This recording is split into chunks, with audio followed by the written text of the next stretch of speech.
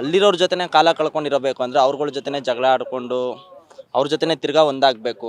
ಅವ್ರಿಗೋಸ್ಕರನೇ ನಾವು big boss ನೋಡೋದು. ಒಂಥರ ಹನುಮಂತು ಅದೇ ಮುಗ್ಧಾನೆ. ಆದರೆ ಅವ್ರಿಗೇನು ಅಂತಂದರೆ ಭವ್ಯ ಸೇಫ್ ಗೇಮ್ ಮಾಡ್ತಿದ್ದಾರೆ ಅನಿಸುತ್ತೆ, ತ್ರಿವಿಕ್ರಮ್ ಅವ್ರನ್ನ ಇಟ್ಕೊಂಡು.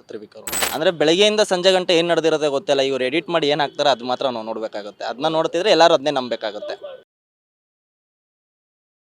ಸರ್ ಬಿಗ್ ಬಾಸ್ ನೋಡ್ತೀರಲ್ವಾ? ನೋಡ್ತೀನಿ ಮೇಡಮ್. ಯಾರು ಬರ್ಬೋದು ಈ ಸರಿ ಫೈನಲ್ಗೆ ಅಂತ ಅನ್ಸುತ್ತೆ? ಇದು ವ್ಯಕ್ತಿತ್ವದ ಆಟ ಆಗಿರೋದ್ರಿಂದ ಕಡೆಗಂಟನೂ ಗೊತ್ತಾಗಲ್ಲ ಯಾರು ಬರ್ತಾರೆ ಅನ್ನೋದು. ಒಂದು ದಿನದಲ್ಲಿ ಬೇಕಾದ್ರೆ ಹೆಂಗೆ ಬೇಕಾದ್ರೂ ಉಲ್ಟಾ ಆಗ್ಬೋದು. ಯಾಕೆಂದರೆ ಈಗ ಒಂದು ದಿನ ನಾವು ಇಲ್ಲ 2 ದಿನ 3 ದಿನ ಮೊಬೈಲ್ ಬಿಟ್ಟಿರ್ಬೋದು, ಆಮೇಲೆ ಮನೆಯವ್ರನ್ನ ಬಿಟ್ಟಿರ್ಬೋದು. 3 ತಿಂಗಳು ನಾವು ಮನೆಯವ್ರನ್ನ ಬಿಟ್ಟು ಮೊಬೈಲ್ನ ಬಿಟ್ಟು ಇವಾಗಿನ ಜನ್ರೇಷನ್ ಏನು ನೋಡ್ತಾ ಇದೆ ಅನ್ನೋದೆಲ್ಲ ಗೊತ್ತು. ಅಲ್ಲಿರೋರ ಜೊತೆನೇ ಕಾಲ ಕಳ್ಕೊಂಡಿರಬೇಕು ಅಂದರೆ ಅವ್ರಗಳ ಜೊತೆನೇ ಜಗಳ ಆಡಿಕೊಂಡು ಅವ್ರ ಜೊತೆನೇ ತಿರ್ಗಾ ಒಂದಾಗಬೇಕು. ಆ ಥರ ಒಂದು ದಿನದಲ್ಲಿ ಏನು ಬೇಕಾದ್ರೂ ಆಗ್ಬೋದು, ಯಾರು ಬೇಕಾದರೂ ಬರ್ಬೋದು. ಇಷ್ಟು ದಿನ ನೋಡ್ಕೊಂಡು ಬರ್ತಾ ಇರೋದು ನೋಡಿದ್ರೆ ಎಲ್ಲರೂ ಸೇಫ್ ಗೇಮ್ ಆಡ್ಕೊಂಡು ಬರ್ತಿದ್ದಾರೆ. ಈಗ ಜಗಳ ಆಡ್ತಾರೆ, ಆಗಲೇ ಒಂದಾಗ್ತಾರೆ. ಒಂದು ಮನೇಲಿದ್ದಾಗ ಹೆಂಗೆ ಜಗಳ ಆಡ್ಕೊಂಡೆಲ್ಲ ಒಂದಾಗ್ತಾರೋ ಅದೇ ಥರ ಇದ್ದಾರೆ. ಯಾರು ಬೇಕಾದರೂ ವಿನ್ ಆಗ್ಬೋದು, ಹೇಳೋದಕ್ಕಾಗಲ್ಲ. ಇಲ್ಲಿವರೆಗೂ ಬಿಗ್ ಬಾಸ್ ನೋಡಿದೀರಾ ಅಂದ್ರೆ ಒಬ್ರು ಫೈನಲ್ ತನಕ ಬರ್ತಾರೆ ಅಂತ ಕ್ಲಾರಿಟಿ ಅಂತ ಸಿಕ್ಕಿಲ್ಲ ಅಂತ ಅನ್ಸುತ್ತಾಗಿದೆ. ಆಗಲ್ಲ. ಈಗ ಶಿಶಿರು ಈಗ ಫಸ್ಟೇ ಐಶ್ವರ್ಯ ಅವ್ರು ಹೋಗ್ಬೋದಾಗಿತ್ತು. ಐಶ್ವರ್ಯ ಅವ್ರಿಗಿಂತ ಬೆಟರಾಗಿ ಆಡಿದ್ದಾರೆ ಶಿಶಿರು. ಫಸ್ಟ್ ಹೋಗಿದ್ದೆ ಶಿಶಿರು, ಆಮೇಲೆ ಐಶ್ವರ್ಯ ಅವ್ರು ಹೋಗಿದ್ದಾರೆ. ಹೇಳೋದಕ್ಕಾಗಲ್ಲ ಯಾವ ಟೈಮಲ್ಲಿ ಯಾವ ಥರ ಅಂತಲೇ ಗೊತ್ತಾಗಲ್ಲ. ಟಾಪ್ 5 ವರೆಗೂ ಯಾರು ಬರ್ಬೋದು ಅಂತ ಅನ್ಸುತ್ತೆ? ಮಂಜು, ತ್ರಿವಿಕ್ರಮ್ ಅವರು, ಹನುಮಂತ ಅವ್ರು ಬರ್ಬೋದು, ರಜತ್ ಬರ್ಬೋದು, ಗೌತಮಿ ಅವ್ರು ಬರ್ಬೋದು. ಇನ್ನು ಜೋಡಿಗಳ ವಿಚಾರಕ್ಕೆ ಬಂದರೆ ಧನರಾಜ್ ಮತ್ತು ಹನುಮಂತು ಜೋಡಿ ಅವ್ರದ್ದು ಚೆನ್ನಾಗಿರುತ್ತೆ. ಅವ್ರಿಗೋಸ್ಕರನೇ ನಾವು ಬಿಗ್ ಬಾಸ್ ನೋಡೋದು. ಒಂಥರ ಹನುಮಂತು ಅದೇ ಮುಗ್ಧಾನೆ. ಆದರೆ ಅವ್ರಿಗೇನು ಅಂತಂದರೆ ಯಾವ ಟೈಮ್ಗೆ ಏನು ಮಾತಾಡಬೇಕು ಅನ್ನೋದು ಇದು. ಅವ್ರಿಗೂ ಕೋಪ ಇರುತ್ತೆ, ಎಲ್ಲ ಇದೆ. ಆದರೆ ಹೆಂಗೆ ಅದನ್ನ ಆಚೆ ಹಾಕಬೇಕು ಅನ್ನೋದು ಗೊತ್ತಾಗ್ತಾ ಇಲ್ಲ ಅವ್ರಿಗೆ. ತ್ರಿವಿಕ್ರಮ ಮತ್ತು ಭವ್ಯ ಸೇಫ್ ಗೇಮ್ ಮಾಡ್ತಿದ್ದಾರೆ ಅನಿಸುತ್ತೆ, ತ್ರಿವಿಕ್ರಮ್ ಅವ್ರನ್ನ ಇಟ್ಕೊಂಡು. ಜೊತೆ ಮಂಜಣ್ಣ ಮತ್ತು ಗೌತಮಿ. ಅಂದರೆ ಬೆಳಗ್ಗೆಯಿಂದ ಸಂಜೆ ಗಂಟೆ ಏನು ನಡೆದಿರೋದೇ ಗೊತ್ತಿಲ್ಲ. ಇವ್ರು ಎಡಿಟ್ ಮಾಡಿ ಏನು ಹಾಕ್ತಾರೆ ಅದು ಮಾತ್ರ ನಾವು ನೋಡಬೇಕಾಗುತ್ತೆ. ಅದನ್ನ ನೋಡ್ತಿದ್ರೆ ಎಲ್ಲರೂ ಅದನ್ನೇ ನಂಬಬೇಕಾಗುತ್ತೆ.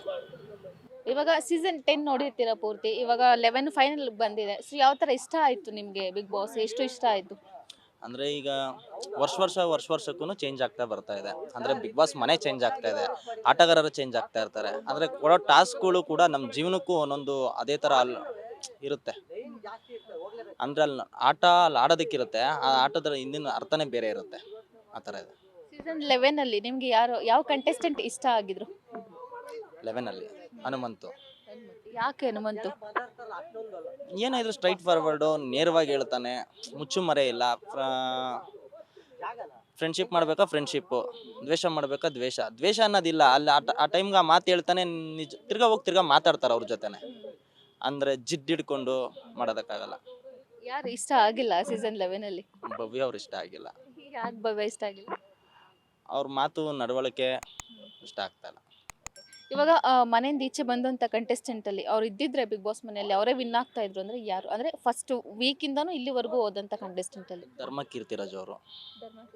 ಅವ್ರು ಇದ್ದಿದ್ರೆ ವಿನ್ ಆಗ್ತಿದ್ರು ಅಂತ. ಹೌದು. ಅಂದರೆ ಮನುಷ್ಯ ಯಾವುದೋ ಒಂದು ಕೆಟ್ಟ ಪದ ಮಾತಾಡಿಲ್ಲ, ಯಾರ ಮೇಲೂ ಜಗಳ ಮಾಡಿಲ್ಲ, ಏನಿಲ್ಲ. ಅವ್ನ ವ್ಯಕ್ತಿತ್ವ ಈಗ 5 ಬೆರಳು ಒಂದೇ ಥರ ಇರಲ್ಲ, ಒಬ್ಬೊಬ್ರು ಒಂದೊಂದು ಥರ ಇರ್ತಾರೆ. ಅವ್ರು ಯಾರಿಗೂ ಏನೂ ಮಾಡಿಲ್ಲ. ಎಂಟರ್ಟೈನ್ಮೆಂಟ್ ಒಂದು ವಿಷಯ ತೊಗೊಂಡ್ರೆ ಅವ್ರು ಏನೂ ಕೊಟ್ಟಿರಲಿಲ್ಲ, ಅದಕ್ಕೆ ಅವರು ಎಲಿಮಿನೇಟ್ ಆದರು. ಇದ್ದಿದ್ರೆ ಅವರೇ ವಿನ್ ಆಗ್ತಾಯಿದ್ರು.